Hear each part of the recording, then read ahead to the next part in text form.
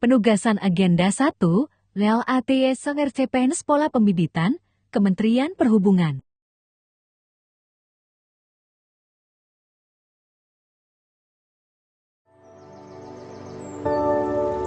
Selamat siang, kami dari gelombang kelima Akapan ke-34 kelompok ketiga akan membahas tentang agenda pertama, yaitu adalah wawasan kebangsaan dan nilai-nilai bela negara. Pertama kita harus tahu jati diri bangsa Indonesia. Jati diri bangsa Indonesia adalah cerminan karakter dan nilai luhur yang tumbuh dari sejarah, budaya, dan perjuangan rakyat Indonesia itu sendiri. Sejak masa penjajahan, bangsa ini sudah menunjukkan siapa dirinya, bangsa yang kuat karena bersatu dalam keberagaman.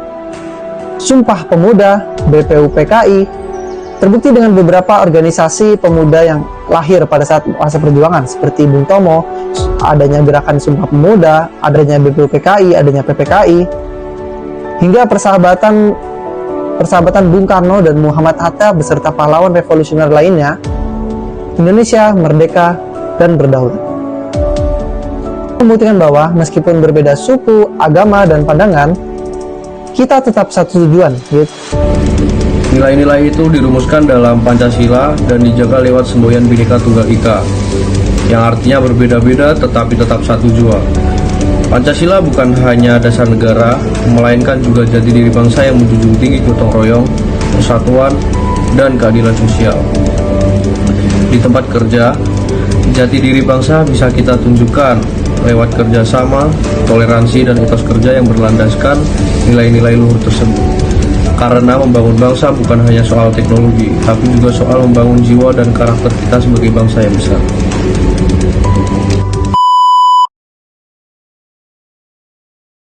Pengimplementasian sila pertama yaitu ketuhanan yang Maha Esa. Sebagai bangsa yang beragam, kita dianugerahi Pancasila sebagai dasar negara dan pedoman hidup. Sila pertama mengajarkan kita untuk meyakini adanya Tuhan dan menjalankan ajaran agama sesuai dengan kepercayaan masing-masing. Namun pengalaman sila ini tidak berhenti pada ibadah semata. Dia juga tercermin dalam sikap toleransi, menghormati perbedaan, dan menjunjung tinggi kerukunan antar umat beragama. Dalam kehidupan sehari-hari, kita bisa mengamalkannya dengan beribadah secara teratur, menghormati orang lain yang berbeda agama, serta tidak memaksakan keyakinan kita kepada orang lain. Di sekolah, kita bisa menunjukkan pengalaman sila ini dengan menjaga sikap santun, jujur, dan saling menghargai antar teman.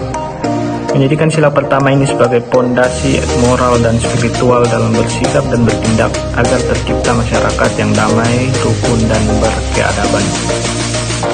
Dan untuk dalam proses implementasi di kehidupan sehari-hari, baik secara pribadi, beribadah secara teratur sesuai ajaran masing-masing, bersikap jujur, amanah, dan rendah hati sebagai wujud iman, bersyukur dan berdoa dalam kondisi senang maupun sulit, tidak melakukan perbuatan yang dilarang agama seperti menipu dan berbuat zalim.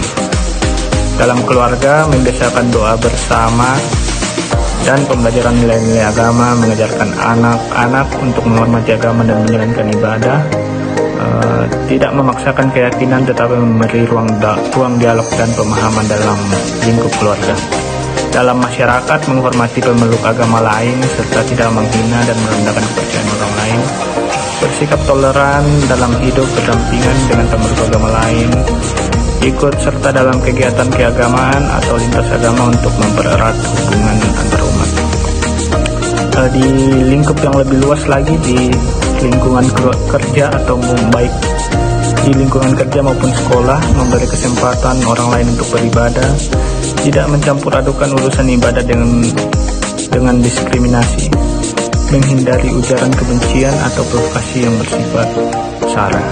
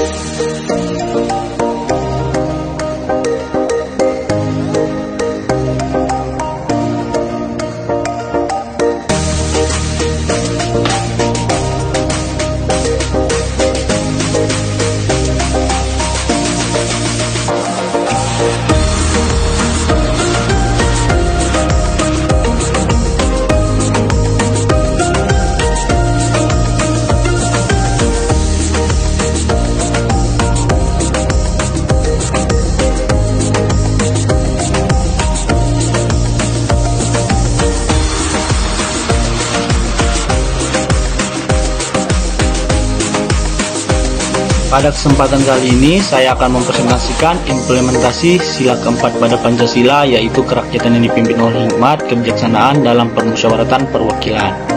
Sila keempat ini menekankan pentingnya demokrasi, bermusyawarah, serta kebijaksanaan dalam mengambil keputusan bersama. Dalam kehidupan sehari-hari, terkhusus di lingkungan kerja, sila keempat dapat kita terapkan melalui berbagai cara seperti bermusyawarah ataupun mengadakan rapat dalam mengambil keputusan, lalu menghargai pendapat orang lain walaupun berbeda dengan pendapat kita sendiri, serta tidak memaksakan kehendakan kita sendiri tetapi mencari solusi terbaik secara bersama-sama. Dengan menerapkan sila keempat ini, kita membangun budaya demokrasi serta rasa tanggung jawab dalam bermasyarakat maupun berorganisasi. Demikian presentasi dari saya, semoga bermanfaat. Saya ucapkan terima kasih.